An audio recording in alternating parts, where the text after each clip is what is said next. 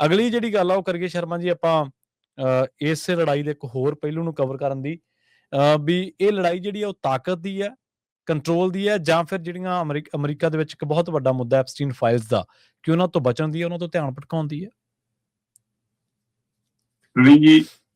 ਜੀ ਜੰਗ ਕਦੇ ਵੀ ਖੁਸ਼ੀ ਲੈ ਕੇ ਨਹੀਂ ਆਉਂਦੀ। ਬਿਲਕੁਲ ਬਿਲਕੁਲ। ਇਹ 7 ਦਿਨਾਂ ਦੀ ਜੰਗ ਦੇ ਵਿੱਚ ਸਹੀ ਅਮਰੀਕਾ ਔਰ ਇਜ਼ਰਾਈਲ ਵੱਲੋਂ ਜਿਸ ਤਰ੍ਹਾਂ ਈਰਾਨ ਨੂੰ ਨਿਸ਼ਾਨਾ ਬਣਾਇਆ ਗਿਆ, ਤੇ ਉਸ ਦੇ ਵਿੱਚ 1300 ਤੋਂ ਵੱਧ ਮੌਤਾਂ ਈਰਾਨ ਚ ਹੋ ਚੁੱਕੀਆਂ ਨੇ, ਤੇ ਉੱਥੇ 3000 ਤੋਂ ਵੱਧ 3200 ਦੇ ਕਰੀਬ ਘਰ ਰਾਖ ਦੇ ਢੇਰ ਚ, ਮਿੱਟੀ ਦੇ ਢੇਰ ਚ ਬਦਲ ਚੁੱਕੇ ਨੇ। ਸੈਂਕੜੇ ਸਕੂਲ, ਸੈਂਕੜੇ ਹਸਪਤਾਲ, ਸੈਂਟਰ, ਸਿਹਤ ਕੇਂਦਰ, ਹੋਰ ਬਾਜ਼ਾਰ, ਦੁਕਾਨਾਂ, ਉਹ ਸੈਂਕੜਿਆਂ ਦੀ ਗਿਣਤੀ ਚ ਨੇ ਜਿਹੜੀਆਂ ਮਤਲਬ ਮਲਬੇ ਚ ਬਦਲ ਗਈਆਂ। ਤੇ ਇਹਦੇ ਵਿੱਚ ਮਾਸੂਮ ਆਮ ਲੋਕ, ਸਿਵਿਲੀਅਨ, ਉਹਨਾਂ ਦਾ ਕੀ ਕਸੂਰ, ਉਹ ਜਾਣਨਾ ਚਾਹੁੰਦੇ ਨੇ। ਸਹੀ ਹੈ। ਤੇ ਇਹਦੇ ਮਾਮਲੇ ਚ ਈਰਾਨ ਵੱਲੋਂ ਜਵਾਬੀ ਕਾਰਵਾਈ ਦੇ ਦਰਮਿਆਨ ਕਈ ਮੁਲਕ ਰੌਲਾ ਪਾ ਰਹੇ ਨੇ ਕਿ ਸਾਡੇ ਤੇ ਈਰਾਨ ਅਟੈਕ ਕਰ ਰਿਹਾ ਜੀ, ਸਾਡੇ ਮਿਜ਼ਾਈਲਾਂ ਦਾਗ ਰਿਹਾ ਜੀ। ਮਤਲਬ ਅਮਰੀਕਾ ਜੇ ਇਹ ਕਹੇ ਕਿ ਜੀ ਈਰਾਨ ਇਹ ਗਲਤ ਕਰ ਰਿਹਾ, ਅਸੀਂ ਤਾਂ ਸਿਰਫ ਉਹਦੇ ਤੇ ਹਮਲਾ ਕੀਤਾ, ਉਹ ਬਾਕੀ ਮੁਲਕਾਂ ਤੇ ਕਿਉਂ ਕਰ ਰਿਹਾ? ਸੋ ਇਹ ਲੜਾਈ ਜਦੋਂ ਛੇੜੀ ਜਾਂਦੀ ਹੈ ਤੇ ਉਹਦੇ ਵਿੱਚ ਫਿਰ ਹੁਣ ਐਂ ਹੀ ਹੋਊਗਾ, ਈਰਾਨ ਕਹਿੰਦਾ ਜੀ ਮੈਂ ਸਹੀ ਹਾਂ, ਅਮਰੀਕਾ ਕਹਿੰਦਾ ਜੀ ਅਸੀਂ ਸਹੀ ਹਾਂ, ਤੇ ਉਹਦੇ ਵਿੱਚੋਂ ਉਹ ਕਹਿੰਦੀ ਅਸੀਂ ਤਾਂ ਤੁਹਾਡੇ ਸਿਰਫ ਜਿੱਥੇ ਕੰਟਰੋਲ ਤੁਹਾਡੇ ਏਰੀਆ ਨੇ, ਟਿਕਾਣੇ ਨੇ ਅਮਰੀਕਾ ਦੇ, ਉਹਨਾਂ ਮੁਲਕਾਂ ਚ ਉਹਨੂੰ ਨਿਸ਼ਾਨਾ ਬਣਾ ਰਹੇ ਆ। ਜੋ ਵੀ ਹੈ, ਇਹ ਲੜਾਈ ਹੁਣ 2 ਤੋਂ 3 ਮੁਲਕਾਂ ਚ ਨਾ ਰਹਿ ਕੇ ਸੈਂਕੜਿਆਂ ਮੁਲਕਾਂ ਚ, ਦਰਜਨਾਂ ਮੁਲਕਾਂ ਚ ਫੈਲ ਚੁੱਕੀ ਆ। ਜੀ ਸਹੀ ਹੈ।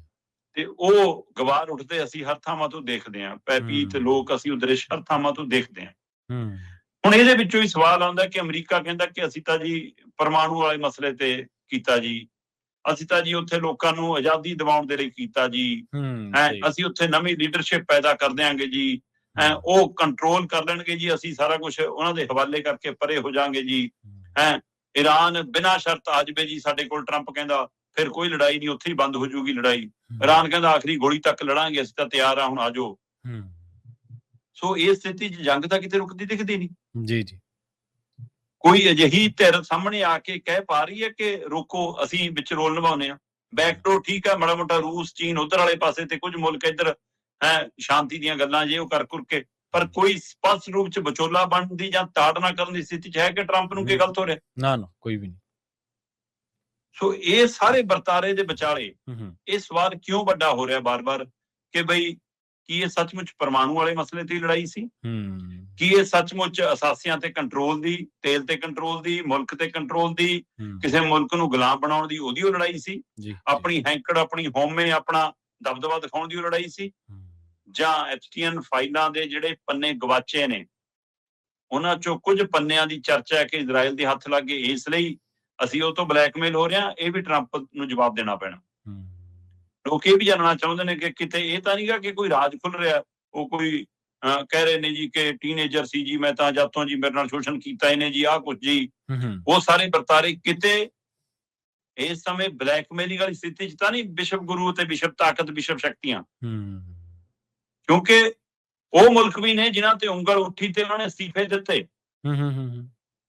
ਤੇ ਇੱਕ ਸਾਡੇ ਵਾਲੇ ਪਾਸੇ ਨੇ, ਸਾਡੇ ਵਾਲੇ ਪਾਸੇ ਵੀ ਹਰਦੀਪੁਰੀ ਤੇ ਸਵਾਲ ਖੜੇ ਹੋਏ ਨੇ, ਬਿਆਨ ਦੇ ਕੇ ਪਰੇ ਹੋ ਜਾਓ, ਤੋਂ ਬਾਅਦ ਗੱਲੇ ਨਾ ਕਰੋ, ਉਹਦੇ ਕਹਿੰਦੇ ਮੂੰਹੇ ਨਾ ਕਰੋ।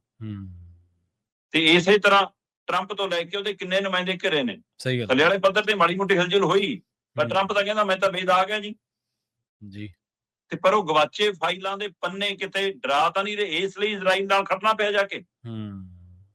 ਸੋ ਇਸ ਲਈ ਕਾਫੀ ਚਰਚਾ ਹੈ ਕਿ ਲੜਾਈ ਕਿਤੇ ਫਾਈਲਾਂ ਦੇ ਪੰਨਿਆਂ ਕਰਕੇ ਹੀ ਤਾਂ ਨਹੀਂ, ਬਾਕੀ ਚੀਜ਼ਾਂ ਸਭ ਸੈਕੰਡਰੀ ਹੋਣ, ਮੁੱਖ ਮਸਲਾ ਇਹੀ ਹੋਵੇ। ਜੀ ਬਿਲਕੁਲ।